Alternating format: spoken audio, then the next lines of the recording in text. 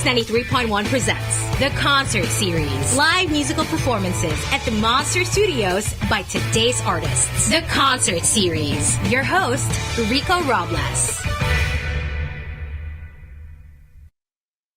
All right, this is the part where the audience clap. Go! Yeah, because we're live. We're in a full house here. Good evening, and welcome back to the Premier Live Musical Program on radio. This is the Concert Series, only here on the Monster. I'm your host, Rico Robles. There's something undeniably nostalgic yet refreshing, which presents when you hear Mayonnaise's name. For over 2 decades, the Filipino rock mainstays have carved their own path from Red Horse Music Lab and champions to arena-filling icons. Yeah, ito yung bandang walang pahinga.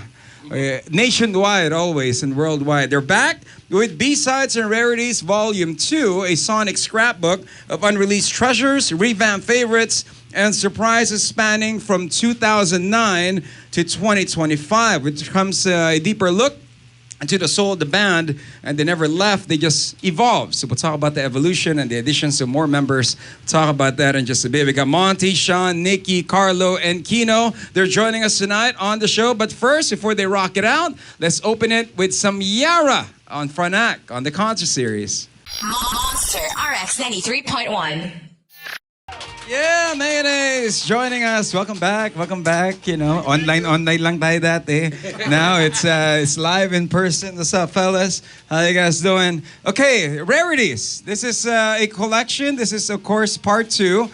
You know, with this one, but ganong katagal bago nyo release to? Well, hindi naman namin rin alam na tatagal kami. But to be honest, the first compilation album was released during our 10th anniversary, which was back in 2012.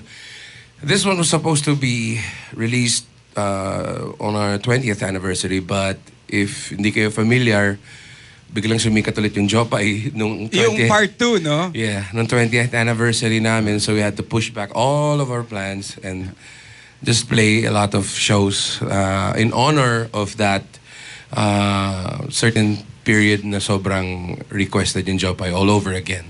And then, you know, yeah. with the version 2 coming out, were you guys surprised na parang bang naging hit yung TikTok miracle na yun? Yeah. And then performing it, was it a big adjustment for the band? Na parang bang, okay, ibang ano to, ibang timing to. Hindi naman wala naman kasi kaming binago sa arrangement of the song. But nagulat lang kami na the crowd, the audience, they got really younger. So a lot of the people were watching our shows parang di pa ata pinanganak nung nilabas yung album and yung song. So we were just kumbaga accepting that situation and kumbaga not getting high with the highs and low with the lows. Just run with it, huh? Yeah, kasi wala naman nag-expect nun. It wasn't planted, it wasn't planned. We had our own thing going on for the last 20 years, and then nung lumabas yun, parang, okay, let's just be happy with the relevance, I guess. And how does it to top that? I mean, that could be considered as the greatest OPM song as far as rock song. Really? Did you ever see that when you wrote it? I mean, all generations now could sing it. Yeah, basta ginawa ko lang yung Jopay because I was just really a lonely boy. Basta crush ko lang talaga si Jopay, the sex bomb dancer. Will there be a new version now? Like, would you make a Beanie one, Aya or something? Mahirap na sa paron ngayon kasi baka sabihin, groomer. Yeah. Well, up to date though. Yeah, parang we'll just shut up. Yeah. But we're just gonna be the best version of ourselves, kumbaga. Musikero, banda pa rin, gitara pa rin. Or if there's something that I'm personally really proud of is that we play actual instruments and we just go on stage. Hindi pa nga kami nakaka-adapt sa mga in-ear technology. Basta old school, gitara, plug monitors. And play and get up there. And we're just happy that we can do this and still be relevant. For the kids to see na it's still possible to be in a guitar-oriented band and to be relevant. Now you know your song, Live Your Life. You're playing it now on the Monster. Kakaiba yung sound eh. It gave sort of a nostalgic feel of, is it growing up time for the band? What's the story behind the song, The man? story behind Live Your Life is that is a very old song that was written on an old MacBook Pro, the black one. Wow. Back in 2006. Yung manager namin ng time na yun, Luan Malapas, meron siyang, pag may gig kami, lagi siyang may nakukuhang bagong thing. Hindi ko alam saan galing yung pambili. Pero anyways, so, meron siya. Meron siyang MacBook Pro. Sabi niya, Mons, meron ako bagong app dito, GarageBand. And then I, being the geek sa mga recording, ganyan. Gumawa akong demo and ang lumabas na demo was Live Your Life. Ano pa nun yung mga basic pa na mga drum loops, ganyan. Fast forward to 2016, linabas namin yung Live Your Life sa one of our albums. And then, kumbaga, deep cut siya. We didn't play it live. It wasn't even... So ba track number 14? Yeah, something like that. Wala naman siyang airplay or whatever. Wala siya sa plano. But because of TikTok, because of Instagram Reels and Facebook Reels, people are using it. That old version sa mga mga Reels nila, when they're enjoying their vacation or meron silang sineselebrate because the lyrics goes, celebrate, live your life, diba? So we just thought of recording it again. Pero ang ginawa namin with this version, wala kaming ginamit na keyboard or synth or whatsoever. Basta basic guitars pa rin.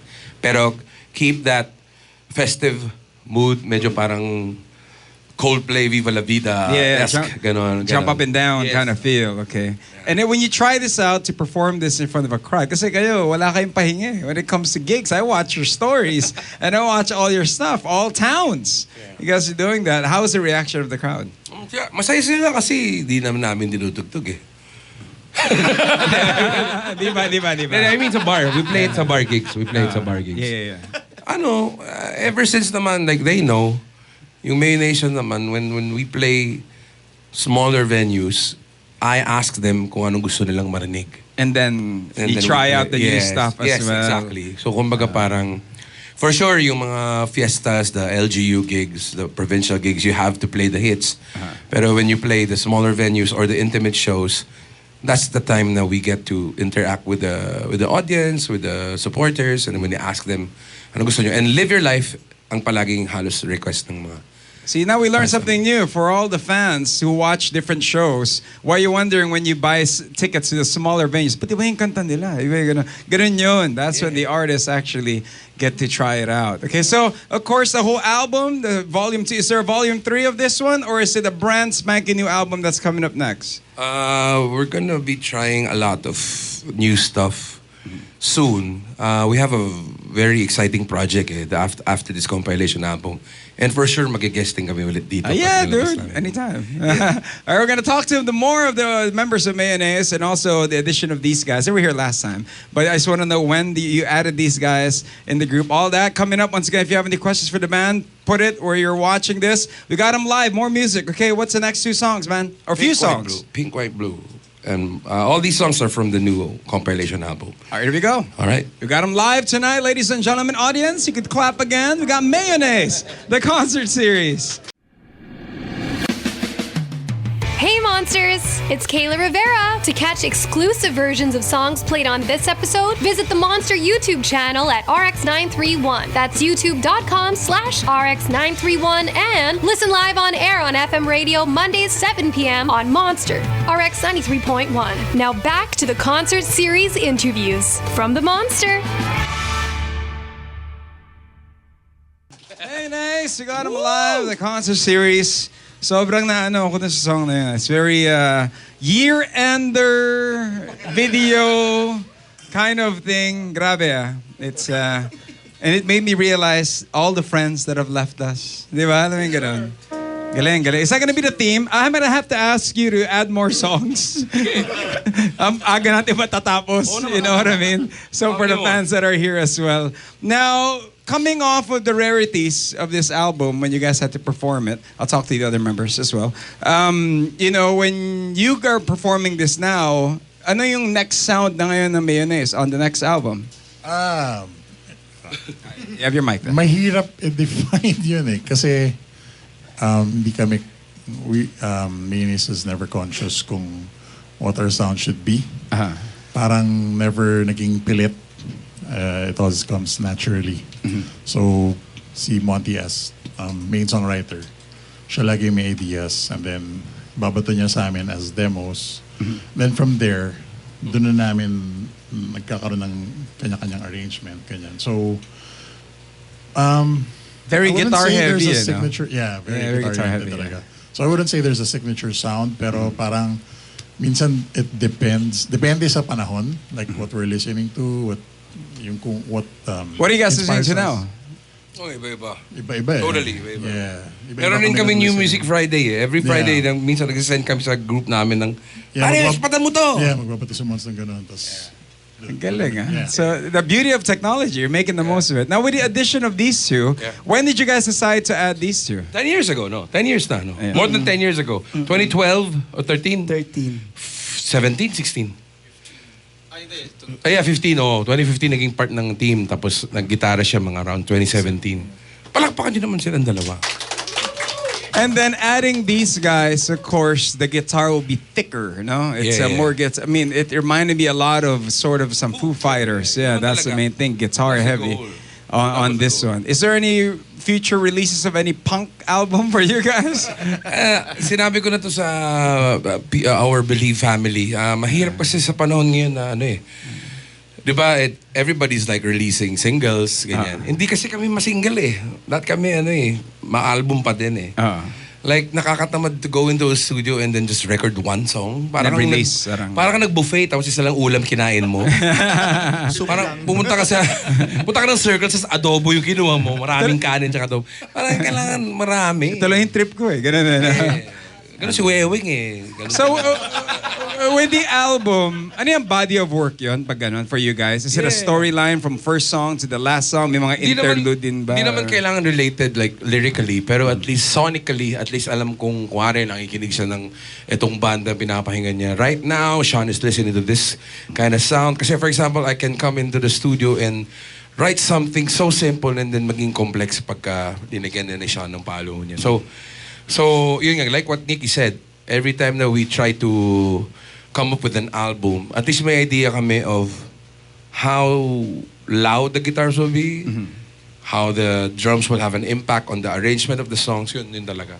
Now, right now, of course, some random questions for you, Monty.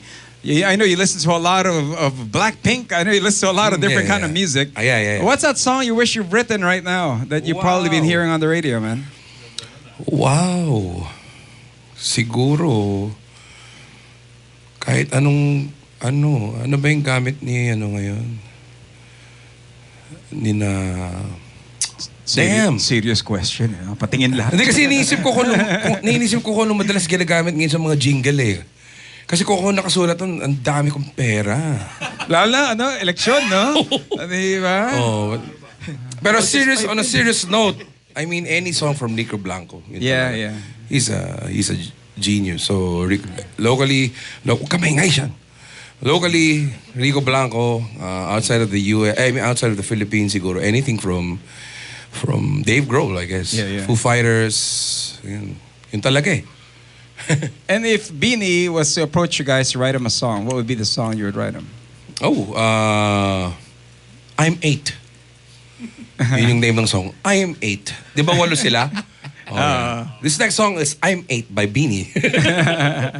And of course, I know you're a big fan of Blackpink. You've seen them live. I see your stories. Have you met them? Jenny. Di ba? Grabe, no?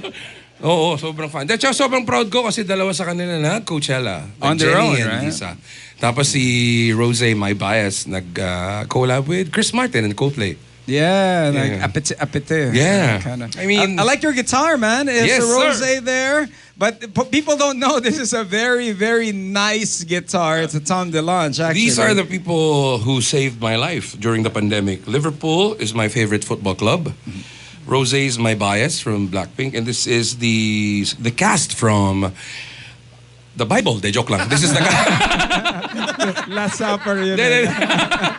Joke lang. Running Man from Korea. Natawa si Mamo. Kala nyo, Korean Bible? This is from Running Man, a variety show from Korea. Kasi nung pandemic, everybody got crazy during the pandemic. So, these people hold me down. They're my day ones. What did you guys do as a band during those times? Oh, the let's not go PC, there. you know what I mean? That's a long story. Hindi, pero honestly, siguro kaya rin nangyari nung 20th anniversary. I mean, with the resurgence of Jopa, is because we were just working hard. Even though bawal lumabas, bawal mag-shows, we would... You're online, man. Yeah. Inaral namin yun. Yung, online. what you're doing right now, inaral namin yung mag-Zoom, ganyan.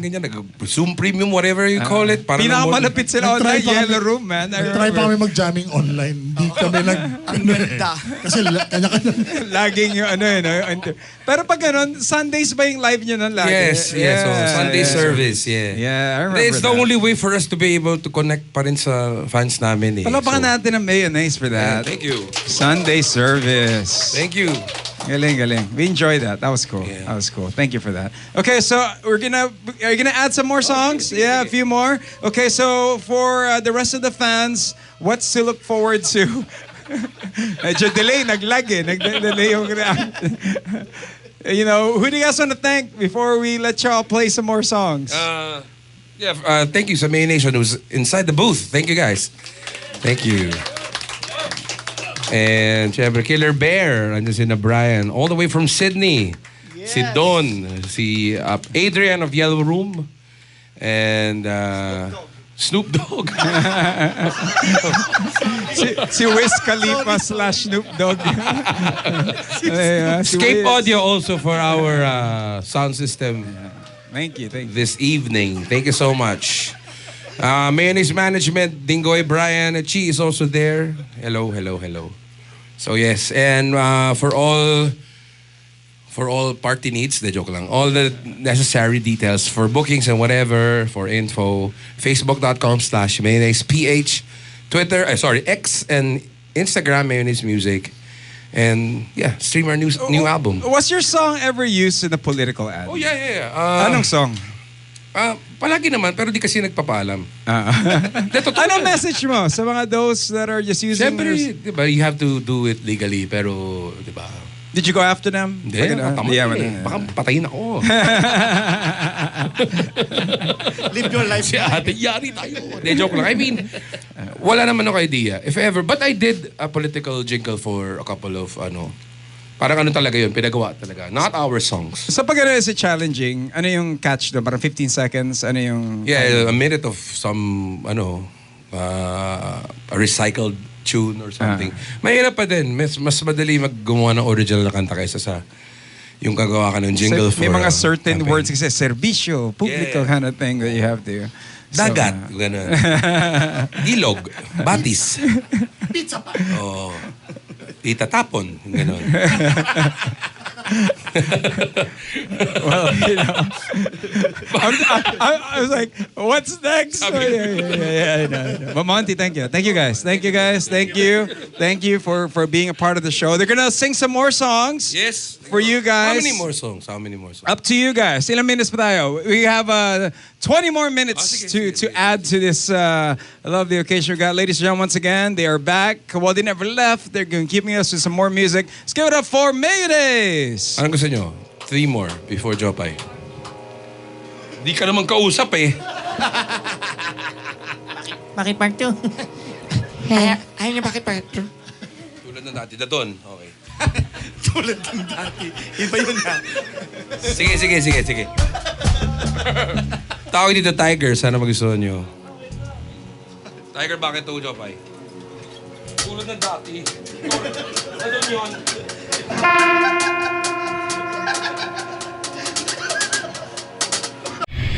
The concert series.